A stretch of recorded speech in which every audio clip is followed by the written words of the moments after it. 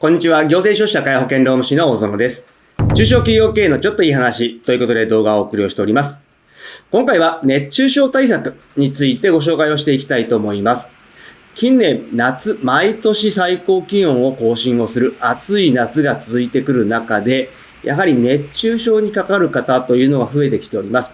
これを受けまして2025年から熱中症対策も企業防止義務ということになっております。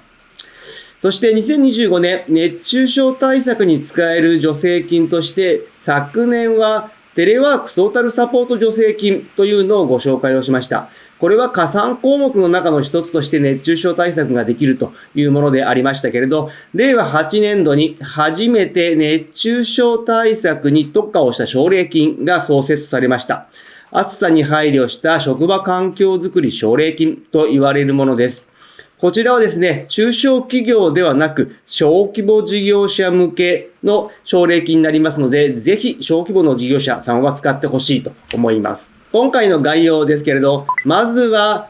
近年の最高気温と熱中症の現状について見ていきたいと思います。そして、2025年6月から熱中症対策が義務化をされました。この義務化の内容についても見ていきます。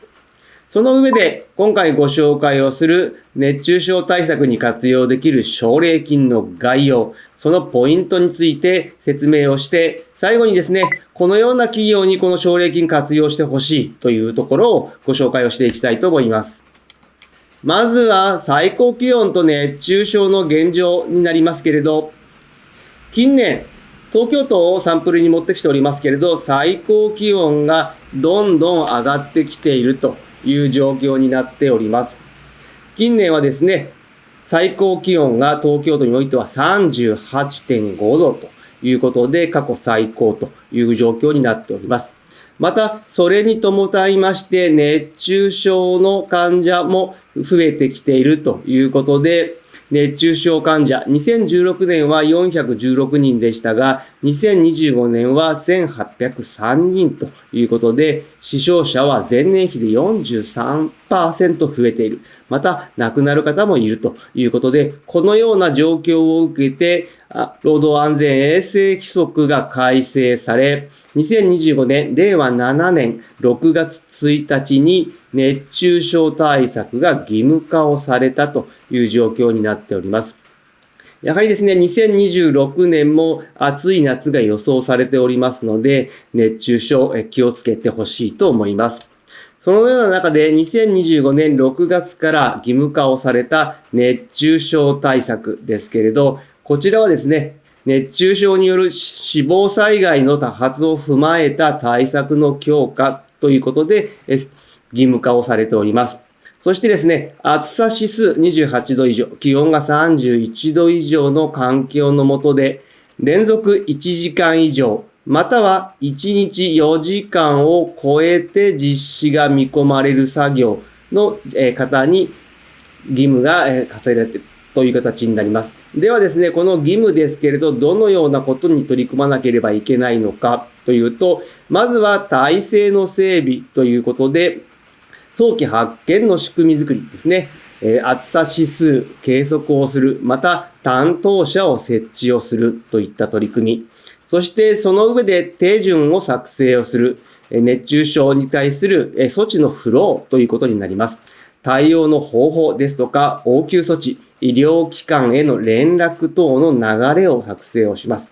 そしてこれら作っただけで従業員の方が知らないというのでは問題になりますので、関係者への周知ということで、体制と手順を整備した上で、それを周知をする。また、できればですね、訓練ですとか、定期的な研修なども実施をしてもらえればと思います。このような形で熱中症対策というのが義務化をされ取り組んでいるかと思いますけれど、今回ですね、東京都の方で新しく作られました奨励金ですけれど、熱中症対策に特化をしたもの。支給額としては定額支給になりまして20万円ということになります。そして対象は都内の小規模企業者ということで、中堅企業等は対象外となります。そして熱中症の恐れのある作業を行う職場があるということでですね。これらが対象となっており、取り組みの内容としては、暑さ指数を活用することというので、取り組み内容としては2つ。そしてさらにですね、熱中症予防対策を実施をする。物品を購入する。そしてその上で報告書の作成、提出ということになっておりまして、募集企業数は全部で1000社、4回に分けて募集が行われますけれど、もうすでにですね、1回、2回が終わっておりますので、やはり暑い夏、8月に対して、第3回目がありますので、ぜひここにですね、申し込みをしてもらえればと。それを過ぎましても、第4回で10月から募集があります。そして、申請の方法ですけれど、もう完全にJ グランツでの電子申請という形になりますので、紙申請ではありませんので、GWithID プライムですね。こちら取得を今から準備をしておいてほしいと思います。そして、申請に関しては、先着順ではなく抽選方式ということで、この募集期間、エントリー期間に申請をしていただいて、その上で抽選ですね、対象企業数250社、300社と各回予定されておりますので、その予定数を超えた場合は抽選という形になります。このような形で、今回は全4回1000社に対しての募集が行われるということになっております。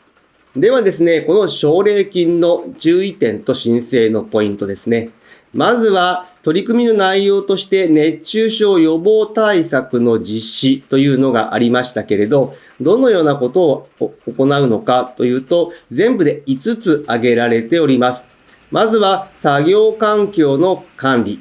2つ目が作業管理。3つ目が健康管理。そして4つ目が労働衛生教育。5つ目が救急措置ということで、これら5つの内容ですね。すべてを取り組む必要があるということになっております。そしてですね、この奨励金によって購入対象となる物品の例ですけれど、大きく分けるとですね、暑さを測るもので暑さ指数の計測器ですね。こちらが対象にもなります。また、作業場所を冷やすためのものとして、ミストファンですとか、スポットクーラーなども対象となります。また、最近よく見かけるようになりましたけれど、体そのものを直接冷やすものとして、ファン付きの作業服ですとか、冷却ベスト、こちらも対象になります。また、身体データの計測をするための機器として、こういった腕に巻くような計測器も対象となり、すぐにですね、体調異変に気づくことができるようにするということになっております。ではですね、この奨励金申請ができる小規模な事業者とはどのような事業者かというと、業種で人数が分かれていますけれど、小売業、飲食業を含みますけれど、サービス、卸売業に関しては、常時使用する従業員数が5人以下。そして製造業、建設業、運送業、その他の事業に関しては、常時使用する従業員数が20人以下ということになりますので、この従業員数以下で雇用をしている企業に対しては申請対象となり得るということになりますので、ぜひ活用をしてほしいと思います。そしてですね、ぜひこのような企業に活用をしてほしいということで、熱中症対策義務化されたのは分かっているけれど、会社として何をしていいか分からない。もしくは対策は現場任せであるという会社。もしくはですね、社内の高齢化が進んでいる企業などは、ぜひ活用をしてほしいと思います。こちらのグラフはですね、各年代ですね、の熱中症にかかる方の人数の割合、そして中小企業における高齢者の就労割合を示したものですけれど、やはり55歳以上の方というのが非常に中小企業で多く就労している割合がある。またその上で55歳以上の人は熱中症にかかる割合も高くなっておりますので、中小企業であればあるほど熱中症対策は非常に重要ということになっております。この暑さ対策は会社の防衛策でもあります。熱中症になって労働災害、労災だけでは終わらない可能性があります。この熱中症対策への未対応といった場合、安全配慮義務違反を問われる可能性もあり、企業のリスクともなり得ますので、ぜひこの奨励金を活用した上で、暑さ対策、熱中症対策に取り組んでほしいと思います。今日の内容が明日からの経営にちょっとだけ役に立つことを願っております。ご視聴ありがとうございました。それではまた次回。